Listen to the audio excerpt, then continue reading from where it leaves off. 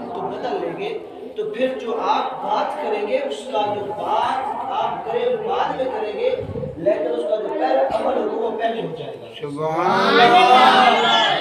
آج صورتحال ہماری یہ بنی ہوئی ہے کہ ہم کہتے ہیں کہ ہماری بات ہو، ہماری بات مانی بھی جائے، ہماری بات پہ عمل بھی ہو، لوگ ہماری بات سنیں بھی صحیح،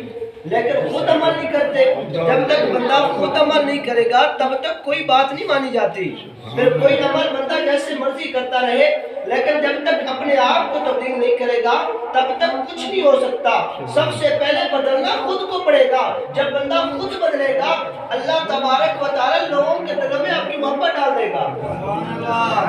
خود کو تو بدلنا کہ ہم بڑے بڑے فن خواہ بن جاتے ہیں، ہم کہتے ہیں یار یہ ہو گیا فلاں ہو گیا، لیکن ہم اپنے گریبان میں جھانکتے نہیں ہیں، لوگوں کے ہم گناہ دیکھتے پھرتے ہیں، لوگوں کی غلطیاں دیکھتے پھرتے ہیں، لیکن اپنے اندر بھی تو دیکھیں نا، اپنے آپ کو تو دیکھیں نا، ہم کون سا عمل کر رہے ہیں، ہم کون سا ایسا عمل کر رہے ہیں جس کی وجہ سے ہمارے کاروبار کے اندر رکاوٹیں ہیں، ہمارے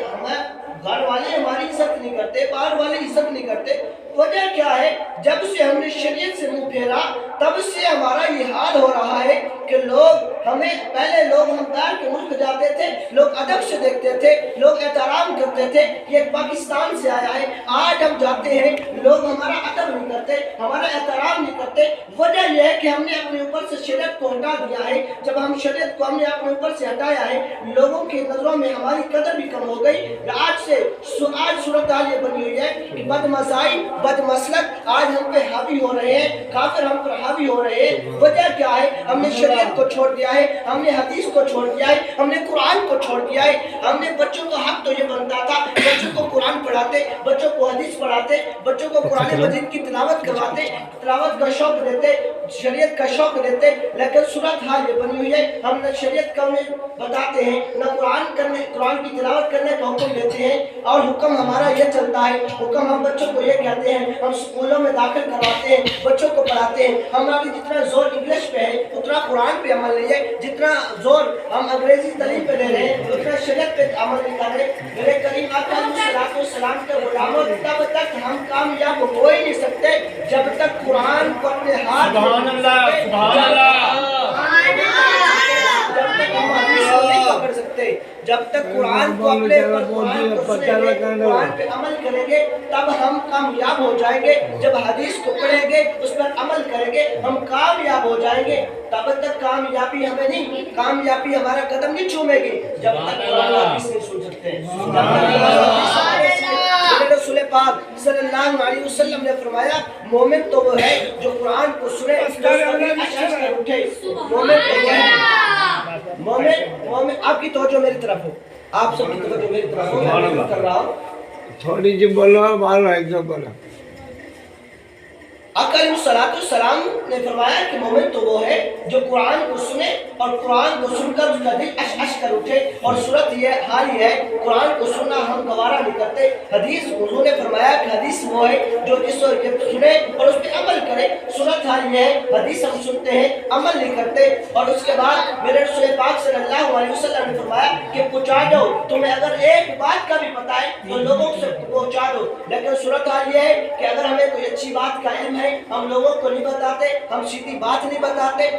صورتحال یہ حضور نے فرمایا کہ اسلام کو پھیلاؤ، اسلام کو پھیلانے تو دور کی بات ہے ہم لوگوں کو گمراہ کرتے پھر رہے ہیں، لوگوں کو راستہ بھٹکاتے پھر رہے ہیں۔ بندہ تب تک کوئی کامیاب نہیں ہو سکتا جب تک آقا علیہ السلام کو شریعت کو اپنے اوپر لاگو نہیں کرتا۔ میرے کریم آقا علیہ السلام کے غلاموں شریعت کو اپنے اوپر لاگو کرو۔ یہ تو تھا علمی بیان، اب میں آپ کے مزاج کو بتا رہا ہوں۔ کریم آقا علیہ السلام کے غلاموں شب بارات، اس کا معنی کیا ہے؟ اس کا مطلب کیا ہے؟ اس کا مقصد کیا ہے؟ اس کا معنی کیا ہے؟ اس کا مقصد کیا ہے؟ اس کا مطلب کیا ہے؟ شب برات کے اندر میرے رسول پاک صلی اللہ علیہ وسلم نے فرمایا کہ شب برات والی رات جب آتی ہے نا، اللہ تبارک و تعالیٰ اپنا ساتویں آسمان سے اوپر اللہ تبارک و تعالیٰ کے جہاں اللہ تبارک و تعالیٰ رہتا ہے وہ اسے چھوڑ کر پہلے آسمان پہ آ جاتا ہے۔ سبحان اللہ، سبحان اللہ، پہلے سبحان آسمان پہ اللہ۔ جب اللہ تبارک و تعالیٰ آتا ہے آ کر مغرب کے فوراً بعد، جیسے اب ہم نے محفل سجائی ہے، اگر اللہ تبارک و تعالیٰ آ جاتا ہے، اللہ تبارک و تعالیٰ فرماتا ہے کہ ہے کوئی مجھ سے مانگنے والا، سبحان ہے کوئی گناہوں کی معافی مانگنے والا جس کے گناہ میں معاف کر دوں، ہے کوئی رزق، ہے کوئی روزی مانگنے والا جس سے میں روزی عطا کروں، سبحان ہے کوئی اولاد مانگنے والا جس سے میں اولاد عطا کروں، ہے کوئی اپنے گناہوں کی توبہ کرنے والا جس کی میں توبہ قبول کروں۔ اسی طرح اللہ تبارک و تعالی صبح طلوع فجر تک یہ صدا لگاتا رہتا ہے کوئی مجھ سے مانگنے والا جسے میں عطا کروں، ہے کوئی مجھ سے مانگنے والا جسے میں عطا کروں، ہے کوئی توبہ کرنے والا جس کی میں توبہ قبول کروں، ہے کوئی روزی مانگنے والا جسے میں روزی عطا کروں، ہے کوئی مال مانگنے والا جسے میں مال عطا کروں۔ جب بندہ آ کر سر جھکا دیتا ہے، اللہ تبارک و تعالیٰ فرماتا ہے کہ سر جھکانا تیرا کام ہے، رحمت برسانا میرا کام ہے۔ سبحان اللہ، سبحان اللہ۔ آقا علیہ الصلوۃ والسلام کے پیارے غلاموں، باتیں آپ نے سنی ہوئی ہے لیکن اس کا اشارہ کرنا ضروری ہے۔ یہ نہ دیکھیے کہ بیان کون کر رہا ہے، یہ دیکھیے کہ پہلے فرمائی کس نے ہے۔ سبحان حضور صلی اللہ علیہ وسلم کا فرمان سنیے، یہ نہ دیکھیے کہ یہ ایک ناکارہ سا بندہ، ایک برا بندہ، یہ نہ دیکھیے، یہ دیکھیے یہ حدیث کس کی سنا رہا ہے، سبحان اللہ، بات کس کی سنا رہا ہے۔ میرے کریم آقا علیہ الصلوۃ والسلام کے پیارے غلاموں، تاجدار مدینہ صلی اللہ علیہ وسلم نے ارشاد فرمایا کہ جب بندہ گناہ کر لیتا ہے، گناہوں کے دلدل میں پھنس جاتا ہے، تو پھر جب اللہ تبارک و تعالیٰ کی بارگاہ میں آتا ہے نا، اتنے سارے گناہ کیے ہوتے ہیں، اتنے سارے، وہ مسجد میں داخل ہونے سے پہلے یا گھر میں عبادت کرنے سے پہلے یعنی کہ گناہوں کے اندر نہ لپٹا ہوتا ہے، سارا یعنی کہ گناہوں میں لپٹا ہوتا ہے۔ جب اللہ تبارک و تعالیٰ کی بارگاہ میں آتا ہے، گنہگار ہو کر آتا ہے، اور جب ایک آنسو بہاتا ہے، اللہ تبارک و تعالیٰ اس ایک آنسو سے سارے گناہ دھو دیتا ہے۔ سبحان اللہ، سبحان اللہ۔ دیکھیے کہ بندہ پوری زندگی گناہ کرتا ہے، پورا سال گناہ کرتا ہے، اللہ تبارک و تعالیٰ کتنا مہربان ہے یار، کتنا رحیم ہے۔ ان کی مہربانیوں کو دیکھیے نا یار، ہمارے اعمال بھی دیکھیے لیکن اللہ کی مہربانی تو دیکھیے نا۔ اور دیکھیے کہ پہلے زمانے کے اندر لوگ گناہ کرتے تھے، ان کے ماتھے پہ لکھ دیا جاتا تھا، ان کی دیوار پہ، ان کے دروازے پہ لکھ دیا جاتا تھا، ان کے دروازے پہ لکھ دیا جاتا تھا کہ یہ گنہگار ہے، اس نے زنا کیا ہے، اس نے بے ایمانی کی ہے۔ لیکن میرے مصطفیٰ کریم صلی اللہ علیہ وسلم کی امت کے لیے یہ نہیں خاص کیا گیا۔ اللہ تبارک و تعالیٰ نے فرمایا ہے کہ جو میرے محبوب کی امت ہے نا، میں جانوں اور قیامت والے دن میرے محبوب کی امت جانوں۔ سبحان اللہ۔ حدیث مبارکہ بھی سماعت فرمائے، آپ کا ایمان تازہ ہوگا۔ تاجدار مدینہ صلی اللہ علیہ وسلم نے ارشاد فرمایا کہ اللہ تبارک و تعالیٰ نے فرشتوں کے سامنے تمام امتیوں کے، جس نے نیک عمل کرنے تھے، جس نے گناہ کرنا تھا، جو بھی کرنا تھا، اللہ تبارک و تعالیٰ نے سارے کو اوپر میں پردہ ہٹا دیا، پردہ ہٹا دیا۔ حضرت ابراہیم علیہ السلام کی قوم کی باری آئی، دیکھتے گئے کہ انہوں نے یہ نیک کام کرنا ہے، یہ گناہ کرنا ہے، یہ کرنا ہے، یہ کرنا ہے، یہ کرنا ہے۔ حضرت نوح علیہ السلام، حضرت موسیٰ علیہ السلام، حضرت عیسیٰ علیہ السلام، حضرت ہارون علیہ السلام، اسی طرح چلتے چلتے چلتے چلتے جب میرے اور آپ کے آگے کی امتی کی باری آئی، جب ہماری باری آئی، جب انہوں نے نیکیاں پڑھ لی کہ یا فلاں بندے نے مسجد تعمیر کروانی ہے، فلاں بندے نے یہ کام کروانا ہے، فلاں بندے نے مسجد کے اندر پنکھا لگوانا ہے، جیسے بھی نیک کام کرنا تھے، وہ پڑھتے گئے پڑھتے گئے پڑھتے گئے۔ جب آئی نا گناہوں کی باری، اللہ تبارک و تعالیٰ نے پردہ ڈال دیا۔ اللہ تعالیٰ اپنے محبوب کی امت، یہ کوئی میں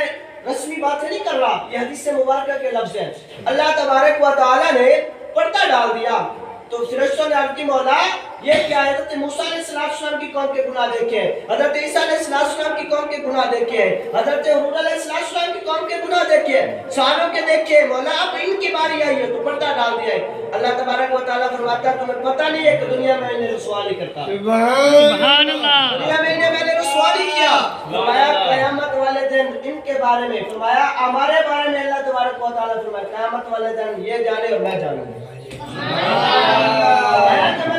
اس لیے ڈال دیا ہے یہ میرے محبوب کی امت ہے، اگر میں اپنے محبوب کی امت کو بھی رسوا کروں تو پھر میرے محبوب اور دوسری امتوں میں فرق کیا رہ گیا؟ میرے محبوب کی امت میں اور دوسری امتوں میں فرق کیا رہ گیا؟ میرے آقا علیہ السلام کے پیارے غلاموں، اب دیکھیے اللہ تبارک و تعالیٰ بندے کو بخشتا کس طرح ہے، اللہ معافی کس طرح دیتا ہے۔ میرے کریم آقا علیہ السلام کے غلام کریم تشریف کی حدیث سے مبارکہ، رسول پاک صلی اللہ علیہ وسلم نے ارشاد فرمایا، آقا علیہ السلام کے فرامین سنیں گے تو آپ کا ایمان تازہ ہوگا۔ آقا علیہ السلام نے فرمایا کہ تین بندے سفر کر رہے تھے، ایک جنگل میں جب پہنچے نا تو وہاں اندھاری شروع ہو گئی، بارش شروع ہو گئی، تو انہوں نے آسرا لینے کے لیے ایک غار کے اندر داخل ہوئے۔ ایک غار کے اندر جب داخل ہوئے تو اوپر سے پہاڑی چھٹی اوپر سے نا دروازہ بند ہو گیا۔ اب وہ اس کشمکش میں تھے کہ ہم آئے تو ہم ختم ہو گیا تو مر جائیں گے، کیونکہ اوپر سے نہ باہر سانس لینے کی جگہ ہے، نہ کچھ دیکھنے کی جگہ، نہ باہر نکلنے، اور بہت بڑا پتھر ہو، وہ تین بندے کیسے ہٹا سکتے ہیں؟ اب یہ پریشان ہے، پریشانی کا عالم یہ تھا، پریشانی میں بیٹھے تھے۔ ایک نے کہا یار چلو کرتے ہیں کوئی نیک عمل، کچھ نیک عمل ہم نے جو کیا ہے نا ان کا وسیلہ ہی دے کر ہم اللہ سے معافی مانگ لیں۔ نجات بندے کو پتہ ہوتے ہیں، اور کوئی تاکہ او من جاوے، کوئی تاکہ او من جاوے تو میں تتڑی دی گل بن جاوے، کوئی تو اللہ کی بارگاہ چرچ کرے نا، اللہ کی بارگاہ میں آ تو صحیح نا، ان کی بارگاہ میں جھک تو صحیح نا، مانگ تو صحیح نا، دینا تو اس کا کام ہے۔ اس نے کہا یار چلو اس طرح کرتے ہیں کہ ہم نا اپنے نیک عمل کا وسیلہ دے کر اللہ سے اس مصیبت سے نجات مانگتے ہیں۔ ایک بیٹھا تھا، وہ آیا اللہ تبارک و تعالیٰ کی بارگاہ میں سجدہ ریز ہوتا ہے، عرض کرتا مولا آپ کو تو اس بات کا علم ہے کہ میرے بوڑھے ماں باپ ہیں، میں بکریاں چراتا ہوں اور میں تب تک خود نہیں دودھ پیتا، تب تک اولاد کو دودھ نہیں پلاتا جب تک میں اپنے والدین کو نہ پلاتا۔ آج تو اولاد کو اللہ ماشاءاللہ جو تب ہم کر رہے ہیں ہمیں پتہ ہے، لیکن دنیا میں رسوائی بھی تو ہے نا۔ بڑے بڑے لوگوں کو میں نے دیکھا، بڑے بڑے عہدے پہ جلوہ کر رہے ہیں، بڑے بڑے عہدے پہ بیٹھے ہوئے ہیں، لیکن جب رسوا ہوتے ہیں نا تو پھر لوگ پوچھنے والے کوئی نہیں ہوتا۔ اب دیکھیں ہم بڑی کوشش کرتے ہیں، بڑی محنت کرتے ہیں، بڑی کاوش کرتے ہیں نام پیدا کرنے کے لیے، یعنی کہ نام پیدا کرتے ہیں یار فلاں بندہ بڑا جیت، بہت بڑا پیسے والا، بہت بڑا مال والا ہے، لیکن جب مرتا ہے نا تو کوئی پوچھتا ہی نہیں ہے، کوئی پوچھتا ہی نہیں ہے۔ لیکن میرے کریم آقا علیہ السلام کے غلاموں جو محبت مصطفیٰ میں آ جائے نا، آج بھی پھر محمد انصرانی کے بارے میں دیکھیں، سبحان اللہ، آج بھی قرآن کی تلاوت ہو رہی ہے، آج بھی ان کی بارگاہ میں ہم جا کر دعا کرتے ہیں مولا ان کے وسیلے سے ہماری مغفرت فرما، سبحان اللہ، ان کے وسیلے سے ہماری مغفرت فرما۔ وجہ کیا تھی؟ انہوں نے اللہ کو راضی کیا ہے، اپنے والدین کی فرما برداری کی ہے، لیکن صورت یہ حال یہ ہے بندہ ساری رات قیام کرے، ساری رات رکوع کرے، لیکن والدین کا نافرمان ہے تو سن لے وہ کبھی کامیاب نہیں ہو سکتا۔ کوئی اپنے آپ کو ولی سمجھے، اگر والدین کا نافرمان ہے کوئی ولی نہیں ہے، کیونکہ والدین سب سے پہلا جو مرشد ہے وہ والدین ہے، سب سے پہلا جو پیر ہے والدین ہے۔ ہم نے جو پیروں کو، دوسرے پیروں کو پیر پاؤں دباتے ہیں، ہاتھ چھوڑتے ہیں، لیکن جو اصل پیر ہے ان کو ہم نے چھوڑ دیا اور پھر ہم رسوائی ہمارا مقدر بن گئی۔ میرے کریم آقا علیہ السلام کے غلاموں، اس نے کہا کہ چلو دعا مانگتے، اس نے کہا مولا تمہیں تو اس بات کا علم ہے کہ میں تب تک اپنی اولاد کو دودھ نہیں دیتا تھا جب تک میرے والدین نہ پیے۔ سبحان اللہ، ایک دن ایسا ہوا کہ مولا میں بکریاں لے کر دور چلا گیا اور رات کو مجھے لیٹ ہو گئی، دیر ہو گئی۔ جب میں گھر آیا تو میرے والدین، میرے ماں باپ سوئے ہوئے تھے، میں دودھ لے کر کھڑا رہا۔ میری گھر والی نے کہا کہ آپ اس طرح کریں کہ بچوں کو دودھ دیں۔ بچے میرے پاؤں کے ارد گرد گھومتے رہے، پھرتے رہے، لیکن مولا میں نے بچوں کو دودھ نہیں پلایا، میں نے اپنی اولاد کو دودھ نہیں پلایا۔ میں نے کہا پہلے میرے والدین دودھ پیئیں گے پھر میں تمہیں دودھ دوں گا۔ مولا ساری رات میں انتظار کرتا رہا۔ جب صبح ہوئی تو میرے والدین اٹھے، ان کی آنکھوں کے اندر جو پیار تھا، ان کی آنکھوں کے اندر جو شفقت تھی، مولا تو بہتر جانتا ہے، اگر تیری آپ کی بارگاہ میں یہ عمل میرا قبول ہے تو مولا اس مصیبت سے میں نجات عطا فرما۔ نعرہ تکبیر، نعرہ رسالت، نعرہ حیدری، نعرہ غوثیہ۔ نعرہ غوثیہ آپ جس موضوع پہ ہیں یہ موضوع جاری رکھیں، اس کے بعد آپ 5 منٹ یا 10 منٹ اس بیان کو آپ نے کرنا ہے کہ مسجد کا ادب کیا ہے، مسجد اور گھر میں فرق کیا ہے، اور مسجد کے اندر کیسے بیٹھنا، کیسے بات چیت کرنی ایک دوسرے سے۔ مہربانی۔ اس نے کہا کہ مولا اگر میرا یہ عمل آپ کی بارگاہ میں قبول ہے تو مولا ہمیں اس مصیبت سے نجات فرما۔ فرماتے ہیں کہ دعا کرنی تھی، اوپر سے جو پتھر تھا تھوڑا سا رسک گیا، تھوڑا سا ہٹ گیا، اور فرمایا کہ آسمان کی روشنی اور آسمان سورج کی کرنیں نیچے پتھر غار کے اندر آنے لگی۔ اب وہ دوسرا آیا اور دوسرے نے کہا کہ مولا آپ کو اس بات کا علم ہے کہ میں ایک بندے کو اپنے پاس مزدوری پہ کھڑا کیا، اس کی اجرت میں میں نے چاول دینے تھے، لیکن جب چاول دینے کا وقت آیا تو وہ مجھ سے ناراض ہو گیا، وہ ناراض ہو کر چلا گیا۔ جب وہ چلا گیا اس کے جو میرے پاس چاولوں کی جو قیمت تھی وہ میں نے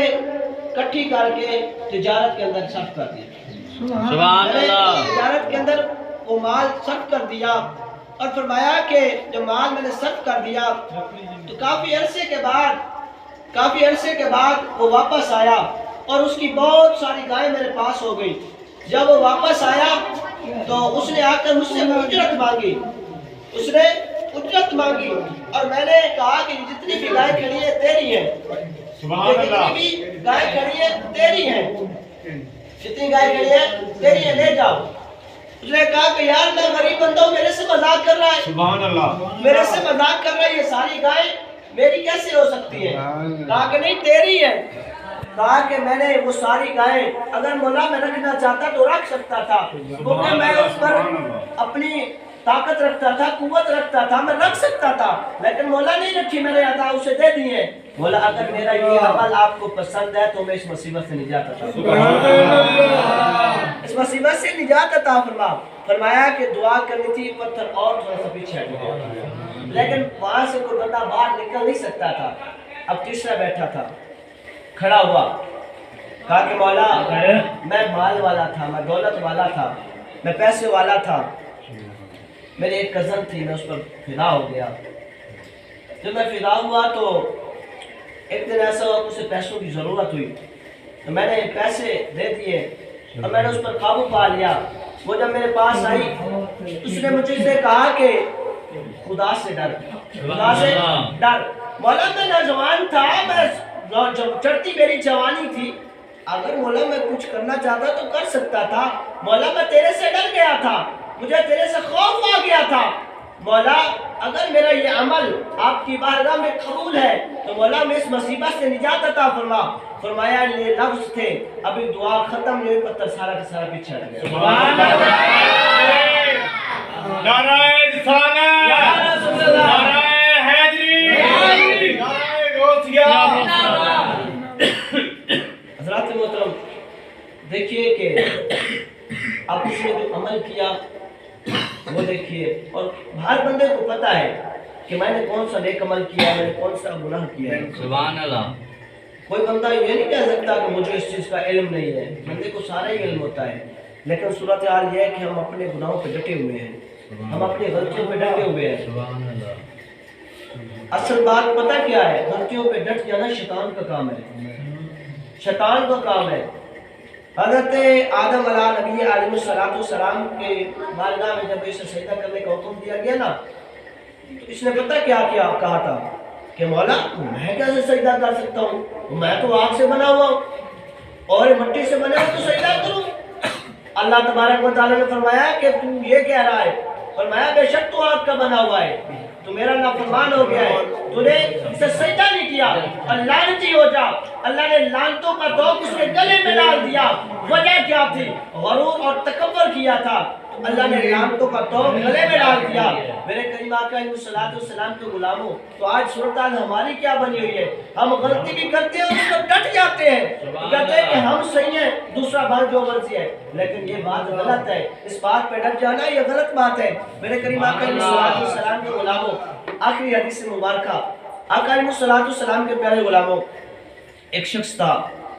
ابن ماجہ شریف کی حدیث سے مبارکہ ہے، میں نے کوئی آپ کو واقعہ کوئی نہیں سنایا، نہ مجھے ضرورت ہے، جب میرے دامن کے اندر قرآن و حدیث ہے تو مجھے ضرورت ہی نہیں ہے کہ میں آپ کو واقعہ سناؤں اور آپ کو وہ فلاں بندے نے یہ کر دیا فلاں، مجھے ضرورت نہیں ہے، کیونکہ میرے دامن کے اندر قرآن و حدیث ہے، اور میں قرآن حدیث کے اندر رہ کر آپ کو باتیں کروں گا، وہ آپ کو زیادہ عمل، اس پہ آپ عمل ہی کریں گے تو ثواب ملے گا، آپ کسی کو بتائیں گے تو ثواب ملے گا۔ آقا کریم صلی اللہ علیہ وسلم کے پیارے غلاموں، نبی کریم صلی اللہ علیہ وسلم نے فرمایا کہ ابن ماجہ کی روایت مبارکہ ہے، حضرت ابو ہریرہ روایت کرتے ہیں، وہ فرماتے ہیں کہ تاجدار مدینہ صلی اللہ علیہ وسلم نے فرمایا کہ ایک شخص تھا، بڑا نیکوکار تھا، عبادت گزار تھا، لیکن اتنی عاجزی، اتنی انکساری کہ جب اس کا آخری وقت آیا نا تو اپنی اولاد کو، اپنے بیٹوں کو بلاتا ہے اور آ کر کہتا ہے کہ میری بات سنو، جب میں مر جاؤں نا تو مجھے جلا دینا، اللہ اکبر، مجھے جلا دینا، مجھے آگ میں جلا دینا میرے بھائی، اور نیکوکار بندہ، عبادت گزار بندہ کہہ رہا ہے مجھے جلا دینا، اور میری کچھ راکھ ہوا میں اڑا دینا، اور میری کچھ راکھ دریا میں بہا دینا۔ میرے کریم آقا علیہ الصلوۃ والسلام کے غلاموں، جب فوت ہوا تو اس کی اولاد نے اسے جلا کر کچھ خاک دریا میں ڈال دی، کچھ ہوا میں اڑا دی، تو اللہ تبارک و تعالیٰ نے کن فیکون کے مالک نے فرمایا کہ اے دریا، اس کی راکھ کو اکٹھا کرو، اس کی راکھ کو اکٹھا کرو، اے ہوا اس کی راکھ کو اکٹھا کرو۔ جب راکھ کو اکٹھا کیا گیا، جب اکٹھی ہو گئی راکھ تو اللہ تبارک و تعالیٰ نے فرمایا اس کا جسم تیار کیا جائے۔ اب دیکھیے بندہ جل گیا، راکھ ہو گیا، مٹی ہو گیا، خاک ہو گیا، لیکن اللہ تبارک و تعالیٰ نے خاک کو پہلے اکٹھا کیا، خاک اکٹھی ہو گئی، پھر اللہ تبارک و تعالیٰ نے جسم بنایا، جسم بنانے کے بعد اللہ تبارک و تعالیٰ نے فرمایا کن فیکون، تو ہو گیا جو فرمایا ہو گیا۔ جب بندہ تیار ہو گیا فرمایا کہ یہ تم نے سب کیوں کیا تھا، اور تم نے اپنے آپ کو جلانے کا کیوں کہا تھا؟ کہا کہ مولا مجھے نا میں ڈر گیا تھا، مجھے آپ کی حیبت کا پتہ تھا، آپ کے غصے کا پتہ تھا، آپ کی ناراضگی کا پتہ تھا، میں سنتا تھا کہ آپ بہت جلال والے ہیں۔ رب کائنات نے فرمایا کہ تم مجھ سے ڈر گیا، جا تمہیں میں نے جنت عطا کی۔ سبحان اللہ۔ فرمایا کہ ڈرنا تیرا کام ہے، ڈر گیا نا تم، فرمایا ڈرنا تو دنیا میں مجھ سے ڈر گیا، اب آخرت میں تجھے ڈرنے کی ضرورت نہیں ہے، جا جنت میں جہاں رہے جا جی چاہتا ہے رہ جا۔ اللہ سے ڈرو، اللہ سے ڈرو۔ میں کل پڑھ رہا تھا سوشل میڈیا پہ، کہا کہ اگر نا یہ ہمارے مسلمانی قوم، پاکستانی قوم کو یہ پتہ چل جائے نا کہ کل رات کو نا قیامت آنی ہے، تو ہم نے نا ایسے آگ لگا دینی ہے، اپنے مال کو آگ لگا دینی ہے، یعنی کہنا ہے کہ یار یہ اتنی مہنگی ہو گئی، یہ اتنی مہنگی ہو گئی ہے۔ اتنی مہنگائی نہیں ہے جتنی ہم نے مسلمانوں نے کی ہوئی ہے، ہمارے پاکستانیوں نے کی ہوئی ہے۔ اللہ ہمیں اس مصیبت والے دور سے محفوظ فرمائے۔ ڈر ختم ہو گیا میرے بھائی، ڈر بندے کے اندر سے ڈر ختم ہو جاتا ہے، پھر وہ جو بھی کرتا ہے اسے اچھا ہی لگتا ہے، لیکن جس کے سینے کے اندر ڈر ہوتا ہے نا، ڈر، جتنا بھی نیکوکار ہو ڈرتا رہتا ہے، تو پھر ہر وقت اس کا ایک ہی ہوتا ہے کہ مولا مجھے معاف کر دے، مجھ سے کوئی غلطی ہو گئی تو مجھے معاف کر۔ میرے استاد گرامی، آپ کی اس خیر سنگلا کی پہچان ہے، آپ جانتے ہیں حضرت علامہ مولانا بشیر احمد اویسی سے، آپ جانتے ہیں جسے آپ مولوی بشیر کہتے ہیں، میرے استاد ہیں۔ یقین مانے ان جیسا عاجزی والا اور عبادت گزار کوئی بندہ ہی نہیں ہے، لیکن پھر بھی ہر وقت اللہ سے ڈرتے رہتے ہیں اور کہتے ہیں کہ مولا مجھے معاف کر دے۔ پھر سے اور ان کی جو پوری زندگی قال رسول اللہ صلی اللہ علیہ وسلم پڑھاتے گزر گئی، یعنی ابھی قرآن و حدیث پڑھا رہے ہیں، لیکن پھر بھی ان کا ڈر تو دیکھیے نا یار، ان کی عاجزی تو دیکھیے۔ میرے کریم آقا علیہ السلام کو غلام دوسرا بھائی صاحب نے مجھے کہا تھا، حکم دیا کہ مسجد کے آداب، سب سے پہلے تو مسجد کا آداب یہ ہیں کہ یہ عام کوئی گھر نہیں ہے، سبحان اللہ، جہاں بیٹھے ہیں نا یہ کوئی ایک چودھری کا گھر نہیں ہے، کوئی خان کا گھر نہیں ہے، یہ اللہ تبارک و تعالیٰ کا گھر ہے۔ سبحان اللہ۔ اس میں تو اتنا حکم آیا ہے کہ اس میں اتنا زور سے بھی نہیں بول سکتے کہ باہر تک ہماری آواز جائے، لیکن ہمارے آج صورت حال یہ بنی ہوئی ہے، اگر ہم نے دنیا داری کی باتیں کرنی ہے تو مسجد کے اندر، دنیا داری کی باتیں کرنی ہے تو اللہ کے گھر میں، حالانکہ مسجد کے اندر تو صرف اللہ کا ذکر کرنا چاہیے تھا، اللہ کی عبادت کرنی چاہیے تھی، لیکن اگر کاروباری کو بات ہے تو مسجد کے اندر آ کر کرتے ہیں، لیکن یہ ناجائز ہے اور غلط ہے، اور مسجد کے اندر اتنے کہہ کے لگا کر ہنسنا یہ بھی غلط ہے، اور ہم وہ کہہ کے لگا کر یوں ہنستے ہیں جیسے ہم گھروں میں بیٹھے ہیں، نا جب آپ اللہ کے گھر میں آئے، اللہ کی بارگاہ میں آئے، اس طرح ہو کر آئے کہ سب سے زیادہ رونے والے بھی تم معلوم ہو، سب سے زیادہ گنہگار بھی تم اپنے آپ کو بتا کرے، لیکن صورت حال یہ ہے ہم اللہ کے گھر میں آتے ہیں تو اپنی چدراہٹ دکھاتے ہیں، ہم اللہ کے گھر میں آتے ہیں اپنے آپ کو بڑا سمجھتے ہیں، نا جب اللہ کی بارگاہ میں تو آ تو اپنے آپ کو چودھری ختم، تیری چدراہٹ ختم، تو اللہ کی بارگاہ میں آ جا، کہا مولا تیری بارگاہ میں آ گیا ہوں، مولا تو مجھے معاف فرما دے، تو بخش فرما دے۔ اور میرے رسول پاک صلی اللہ علیہ وسلم نے ارشاد فرمایا سب سے جو زیادہ متقی اور پرہیزگار کی جو جگہ ہے وہ مسجد ہے، سبحان اللہ، سب سے جو زیادہ شر والی جگہ ہے وہ بازار ہے، وہ بازار ہے۔ میرے کریم آقا علیہ الصلوۃ والسلام کے غلام، آخری باتیں، اللہ کے گھر کے تو ادب ہمارے لیے بہت ہی ضروری ہے، لڑائی جھگڑا یہ معاملات اللہ کے گھر میں بالکل غلط ہے اور ناجائز ہے، اس کے بارے میں قیامت والے دن پوچھا جائے گا۔ اب میں ایک دنیاوی مثال دیتا چلوں تاکہ آپ کو سمجھ آ جائے، اگر میں آپ کا گھر ہوں، آپ کے گھر میں کوئی دوسرا بندہ آپ کا لڑائی کرے جھگڑا کرے، آپ برداشت کریں گے؟ بولیے نا سارے، نہیں برداشت کریں گے۔ اللہ کے گھر میں آ کر آپ کو جائیدادوں کے مسئلے، جائیدادوں کے معاملات، ذاتی دشمنی، تو یہ بات ہے غلط ہے، تو اللہ کیسے برداشت ہے کہ عام انسان نہیں برداشت کر سکتا، اللہ تبارک و تعالیٰ تو وحدہ لا شریک ہے میرے بھائی، وہ کیسے برداشت کرے گا؟ لیکن یہ اس کی مہربانی ہے، تو نہ تو تیرے سائیں دا منہ، اپنا کوئی کمال کوئی نہیں، ہمارا کوئی کمال نہیں ہے میرے بھائی، یہ کمال کمری والے کا ہے، جو آج تک ہم بچے ہوئے ہیں، جو ہمارے اعمال ہے نا، ہمارے اعمال کب کا ہم پہ اوپر عذاب آ جاتا، کب کا ہمارے اوپر پتھروں کی بارش ہو جاتی، کب کا ہمارے اوپر آگ کی بارش ہو جاتی، کب کا ہمارے اوپر یہ جو ہماری بسیں الٹ دی جاتی، لیکن تو نہ تو تیرے صحیح دا منہ، آقا علیہ الصلوۃ والسلام دا منہ ہے کہ آپ بچے ہوئے ہیں، میرے کریم آقا علیہ الصلوۃ والسلام کے غلام، آخری باتیں،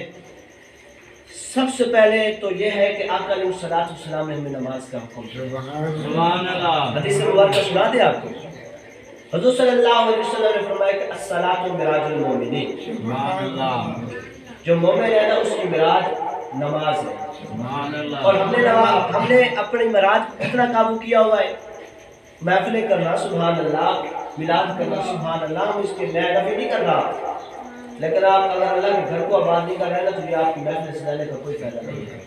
اس محفل کو سجانے کا کوئی فائدہ نہیں میرے بھائی، جب آپ اللہ کو راضی نہیں کر رہے، سال بعد ایک محفل کروا دینا، بڑے بڑے بینر لگوا دینا، یہ کوئی آپ کی بخشش کا ذریعہ تھوڑی ہے، بخشش آپ کی تب ہوگی جب اللہ تبارک و تعالیٰ کی بارگاہ میں آپ سجدہ ریز ہوں گے، اللہ سے اپنے گناہوں کی معافی مانگیں گے۔ حضور صلی اللہ علیہ وسلم نے فرمایا کہ الصلاۃ معراج المومنین، نماز مومن کے لیے معراج ہے، پھر حضور نے فرمایا قرۃ عین فی الصلاۃ، فرمایا کہ نماز جو ہے میری آنکھوں کی ٹھنڈک ہے، اور صورتحال یہ ہے کہ ہم نماز کو ہم نے چھوڑ دیا، روزے کو ہم نے چھوڑ دیا، ابھی رمضان المبارک آ رہا ہے، اب زیادہ بندے پتہ کیا کہیں گے کہ میں زیادہ بیمار ہوں، تراویح کا وقت ہوگا نا، میں صحیح بڑا بیمار ہوں صحیح، اور ساری رات اگر کوئی ڈرامہ دیکھنا ہوئے ساری رات آپ ویکھتے ہیں، اگر کوئی نچڑ والیاں ویکھنے ہوئے ساری رات ویکھتے ہیں، لیکن جب نماز کا ٹائم ہوئے یا نماز تراویح کا وقت ہوئے اسا بڑے بیمار ہے صحیح، نا میرے بھائی قیامت اللہ دی تاڑے کو پوچھا ویسی، یہ بڑے سوال کیتا ویسی، ان ٹائم اپا کیا موڈ کس حضور نے تا اپنی خاطر ساری رات قیام کیتا، ساری رات رکوع کیتا، اپا حضور کیا موڈ کیسو کہ حضور آپ نے بے شک سارے لیے بڑی قربانیاں دیتی ہیں، ایسا ساری رات ڈرامے دیکھے، ایسا ساری رات فلمیں دیکھیاں، ایسا ساری رات بچوں کو گناہوں کی طرح محل کرے دے رہ گئے، نا جب حضور کی بارگاہ جب پہنچوں نا حضور خود فرماوے اے فرشتو اس سے سوال کیوں کرتے ہو، اے فرشتو اسے چھوڑ دو، یہ تو میرا دیوانہ ہے، اور یہ تو مجھ سے پیار کرتا ہے، یہ تو مجھ سے محبت کرتا ہے۔ میرے کریم آقا علیہ الصلوۃ والسلام کے غلاموں اپنے اندر یہ بھی مادہ پیدا، برداشت کرنے کا مادہ بھی پیدا کریں، ہمارے اندر برداشت کرنے کا مادہ نہیں ہے اب بہت کم لوگ ہیں جو برداشت کرتے ہیں لیکن برداشت کرنے کا مادہ پیدا کرے میرے کریم آقا مائل ملاد سے بیٹھے تھوڑی دیر نہ فون کریں ہم نے قرآن مجید کی آیت پڑھی تھی نا ورفعنا جا گھر ہم نمبر تک کر جا ہم نے آپ کے ذکر کو آپ کے لیے بلند کیا اللہ تبارک و تعالیٰ قرآن مجید میں فرما رہا ہے کہ ہم نے آپ کا ذکر آپ کے لیے بلند حضور کو مخاطب فرما کر اللہ تبارک و تعالیٰ فرماتا ہے میں نے کسی اور کے لیے نہیں کیا جس طرح نا اب لوگ آج کسی کا تعریف کرے نا تو بڑا اپنے آپ کو سنتے ہیں یار ہاں بندے نے میری تعریف کر دی لیکن اللہ تبارک و تعالیٰ جس کی تعریف کرے اس کی شان کتنی ہوگی میرے بھائی اللہ تبارک و تعالیٰ نے فرمایا کہ ہم نے آپ کا ذکر آپ کے لیے بلند کر دیا تو ذکر کتنا بلند ہوا کہ مسجد اقصی تک تمام انبیاء موجود تھے امامت میرے مصطفیٰ کو ملی سبحان اللہ اور آسمانوں پہ جب میں بیت المعمور تک پہنچے فرشتوں کی امامت میرے مصطفیٰ کو ملی سبحان اللہ اللہ تبارک و تعالیٰ کا دیدار نصیب ہوا تو میرے مصطفیٰ کو ہوا اللہ تبارک و تعالیٰ کی زیارت ہوئی تو میرے مصطفیٰ کو اور تحفہ ملا تو میرے مصطفیٰ کو ملا اور امتی اللہ تبارک و تعالیٰ نے امتی بھی اعلیٰ اور نبی بھی اعلیٰ سبحان اللہ اللهم لبيك اللهم لبيك اللهم لبيك لبيك لبيك لبیک یا رسول اللہ لبیک لبیک لبیک آقا علیہ السلام کے پیارے غلاموں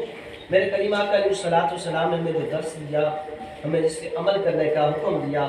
جو کرنے کا حکم دیا ہمیں اسے چھوڑ دیا آج ہم رسوا ہو رہے ہیں دوستو اللہ کے گھروں کو آباد کیجئے اب وقت بہت قریب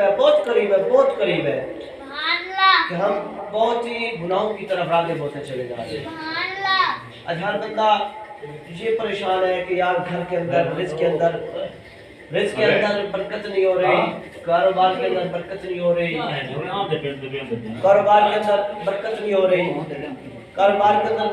رزق کے اندر برکت نہیں ہو رہی وجہ کیا ہے ہم نے قرآن کو چھوڑ دیا نا ہم نے حدیث کو چھوڑ دیا جب قرآن و حدیث کو بندہ چھوڑ دیتا تو پھر ایسے ہی ہوتا ہے میرے قرآن کو پڑھیے حدیث کو پڑھیے اپنی اولاد کو کم از کم ایک بیٹے کو تو حافظ قرآن بنائے نا انشاءاللہ کم از کم ایک بیٹے کو زیادہ نہیں تو ایک بیٹے کو